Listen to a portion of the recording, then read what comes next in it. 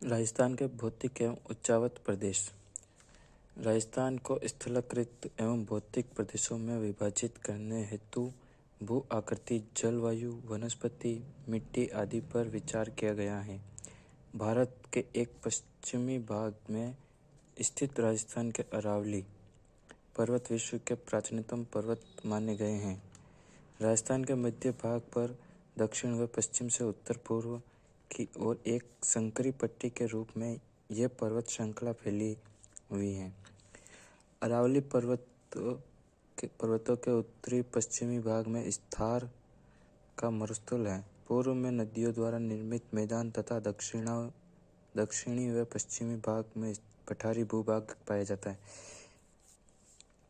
राजस्थान को स्थलीकृत एवं भौतिक दृष्टि से 4 प्रदेशों में बांटा गया है। पहला है उत्तरी पश्चिमी मरुस्थलीय भाग, दूसरा है अरावली पर्वत प्रदेश, तीसरा है दक्षिणी पूर्वी पठार प्रदेश और चौथा है पूर्वी मैदान। हम देखेंगे उत्तरी पश्चिमी मरुस्थलीय भाग। ये थार का मरुस्थल के नाम से भी जाना जाता है। जो उत्तर पश्चिमी मरुस्थलीय भाग है उसको थार का मरुस्थल के नाम से भी जाना जाता है। इसकी जो पश्चिमी सीमाएं होती है वे पाकिस्तान से मिलती है। ये भाग लगभग 1,88,206 वर्ग किलोमीटर में फैला हुआ है। जो उत्तरी पश्चिमी मरुस्थलीय भाग होता है इसका वर्ग किलोमीटर है 1,88,206 वर्ग किलोमीटर में ये फैला हुआ है। ये भाग राजस्थान के निम्न जिलों में से जुड़े हुए हैं। इसका जो ये भाग होते हैं उत्तरी पश्चिमी मरुस्थलीय के जो भाग होते हैं ये राजस्थान के निम्न जिलों से जुड़े हुए हैं, जो कि गंगानगर, बीकानेर, चूरू, नागौर, जोधपुर, जैसलमेर, बाड़मेर, पाली, सिरोही, जालौर, सीकर व झुंझुनू आदि सम्मिलित हैं। इन जिलों में बालू मिट्टी के टीले पाए जाते हैं। इस प्रदेश की ऊंचाई 300 मीटर है। थार के मरुस्थल की कई उपभागों में बांटा जा सकता है। थार के मरुस्थल को भी कई उपभागों में बांटा जा सकता है, जो कि पहला है पश्चिमी रेतीला शुष्क मैदान। यह मैदान बीकानेर, जैसलमेर, चूरू और पश्चिम नागौर तक फैला हुआ है। जो पश्चिमी रेतीला शुष्क मैदान होता है ये मैदान बीकानेर से लेकर जैसलमेर, चूरू और पश्चिमी नागौर तक फैला हुआ है। यह भाग चट्टानी परिव्यक्त विशेषताएं होती हैं, जिनमें अरावली, नीस, शिस्ट, ग्रेनाइट प्रकार की चट्टानें पाई जाती हैं, जो कि जुरेसिक तथा इयोसीन युग की बनी होती हैं। इसमें चूने के पत्थर की प्रधानता है, जो कि जैसलमेर, बाड़मेर, बीकानेर और चूरू गंगानगर जिलों का है। मरुस्थलीय प्रदेश में लगा बालू का स्तूप मुक्त प्रदेश कहलाता है, जो पोखरण तहसील के आधे भाग पर स्थित है। पश्चिमी रेतीला शुष्क मैदान में यह मैदान जो होता है बीकानेर से लेकर जैसलमेर, चूरू और पश्चिमी नागौर तक फैला हुआ होता है। यह भाग पश्चिमी परिव्यक्त विशेषता होती है, जिसमें अरावली होती है, नीस होती है, शिस्ट ग्रेनाइट होता है और इसमें यह भाग चट्टानों से भरा होता है। इस भाग में चट्टानें पाई जाती हैं, ठीक है, जो कि जुरेसिक और इयोसीन युग की बनी होती है। ये चट्टानें जुरेसिक और इयोसीन की बनी होती हैं। इसमें चूने के पत्थर की प्रधानता पाई जाती है। इसमें सबसे ज़्यादा चूने के पत्थर पाए जाते हैं, जो कि जैसलमेर, बाड़मेर, बीकानेर और चूरू गंगानगर जिलों में हैं। मरुस्थलीय प्रदेश से लगा बालू का स्तूप मुक्त प्रदेश है, जो पोखरण तहसील के आधे भाग पर और फलोदी के पश्चिमी एवं दक्षिणी भूभागों में स्थित है। जैसलमेर के उत्तर व पोखरण के दक्षिण में फैले इस मैदान को रन भी कहा जाता है, यानी कि जो पोखरण में और फलोदी के तहसील पश्चिमी एवं दक्षिण भूभागों में स्थित है। जैसलमेर के उत्तर व पोखरण के दक्षिण में फैले इस मैदान को रन कहा जाता है। यहाँ पर गर्मी अधिक होती है, यानी कि यह जो मैदान है यहाँ पर गर्मी अधिक से अधिक पड़ती है। ग्रीष्म एवं शीत ऋतु के दिन और रात में तापमान में काफ़ी अंतर पाया जाता है, यानी जो गर्मी का तापमान व सर्दी का तापमान होता है, जिससे दिन और रात के तापमान में भी काफ़ी अंतर पाया जाता है। ग्रीष्म ऋतु में जो तापमान होता है वह 34 डिग्री सेल्सियस से अधिक होता है और सर्दी के समय में यह 12 डिग्री सेल्सियस से कम रहता है। गर्मी के मौसम में सापेक्षिक आर्द्रता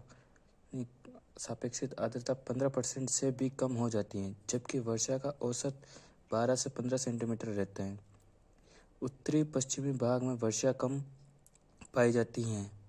जो उत्तरी पश्चिमी भाग होता है उसमें वर्षा कम होती है। वनस्पति के नाम पर यहाँ पर कांटेदार झाड़ियाँ पाई जाती हैं। पश्चिमी शुष्क मरुस्थलीय मैदान में जो वनस्पति पाई जाती है वो केवल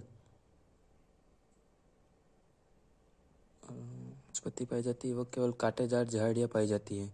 कृषि का भी अभाव पाया जाता है, जिसके कारण पशुपालन ही मुख्य व्यवसाय है। यहाँ पर ऊँट पालन को प्रमुख पशु माना जाता है। इसके अलावा गाय, भेड़, बकरियाँ भी पाली जाती हैं। यहाँ पर जो पश्चिमी शुष्क रेतीला मैदान है, यहाँ पर ऊँट को पालना अधिक माना जाता है, यानी ऊँट पशु अधिक प्रमुख माना जाता है और इसके अलावा जैसे गाय, भेड़, बकरियाँ भी पाली जा सकती हैं। अगला है अर्ध शुष्क मैदान अथवा राजस्थान भांगड़। इसके अंतर्गत लूनी, बेसिन, शेखावटी भूभाग, नागौरी उच्च भूमि और घग्गर का मैदान सम्मिलित है।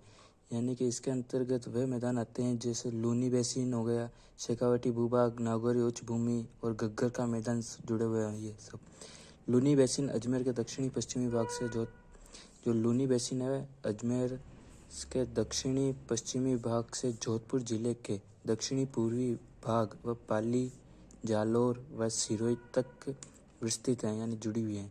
इस मैदान में ढाल वाली पहाड़ियाँ व जलोढ़ मैदान है। जो अर्धशुष्क मैदान होता है ना, उसमें ढाल वाली पहाड़ियाँ पाई जाती है व जलोढ़ मैदान भी होते हैं। इस क्षेत्र में लूनी को दो मुख्य घटक सहायक नदियाँ होती हैं, वह होती है खारी नदी व जवाई नदी। ये यहाँ से बहती है। शेखावटी भूभाग की स्थलाकृति उबड़ खाबड़ व बालू के टीलों की है। इसी भाग में कांतली नदी भी प्रवाहित होती हैं। ये जो है लूनी नदी की दो मुख्य सहायक नदियाँ बहती हैं यहाँ से। जो अर्धशुष्क मैदान अथवा राजस्थान भांगड़ वाला है, यहाँ पे लूनी नदी की दो मुख्य सहायक नदी होती है। एक तो खारी नदी होती है, एक जवाई नदी बहती है। ये शेखावटी भूभाग की स्थलाकृत उबड़ खाबड़ होती हैं। यहाँ पर शेखावटी भूभाग जो होता है वो उबड़ खाबड़ होता है, वह बालू रेत के टीले होते हैं। जो बालू रेत होती है हमारे राजस्थान में कहा जाता है बालू रेत होती है, बिल्कुल बारीक, उसके टीले होते हैं। इसी भाग में कांतली नदी भी प्रवाहित होती है। इसी भाग में शेखावटी के भूभाग में कांतली नदी भी प्रवाहित होती हैं। इसकी समुद्र तल से ऊंचाई 450 मीटर होती है। इसकी जो समुद्र तल से ऊंचाई होती है वो 450 मीटर होती है। इससे मरुस्थलीय प्रदेश में वर्षा का औसत पूर्व में 50 सेंटीमीटर और पश्चिम में 25 सेंटीमीटर रहता है। यानी कि समुद्र तल से ऊंचाई तो इसकी 450 मीटर है और इस मरुस्थलीय प्रदेश में यानी कि अर्धशुष्क मैदान में जो औसत पूर्व दिशा में 50 सेंटीमीटर और पश्चिम में 25 सेंटीमीटर रहता है। वर्षा का जो औसत रहता है इसमें 50 सेंटीमीटर और 25 सेंटीमीटर रहता है।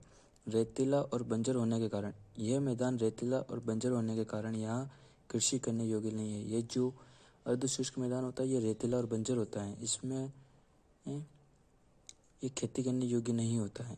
साथ ही इसकी मिट्टी में सोडियम लवण पाया जाता है। जो इसकी मिट्टी होती है इसकी मिट्टी में सोडियम लवण पाया जाता है, जिसके कारण खेती नहीं हो पाती है। इस प्रदेश में सांभर, डेगाना, चुकामन और डीडवाना नमकीन पानी की झील होती है। अब देखो जैसे अर्धशुष्क मौसम होता है इसके अंदर कौन कौन सी झीलें आ रही है। एक तो सांभर झील हो गई, एक डेगाना झील हो गई, चुकामन झील और डीडवाना झील है। ये झीलें नमकीन पानी की होती हैं। अर्धशुष्क मैदान का उत्तरी पश्चिमी भाग घग्गर का मैदान है।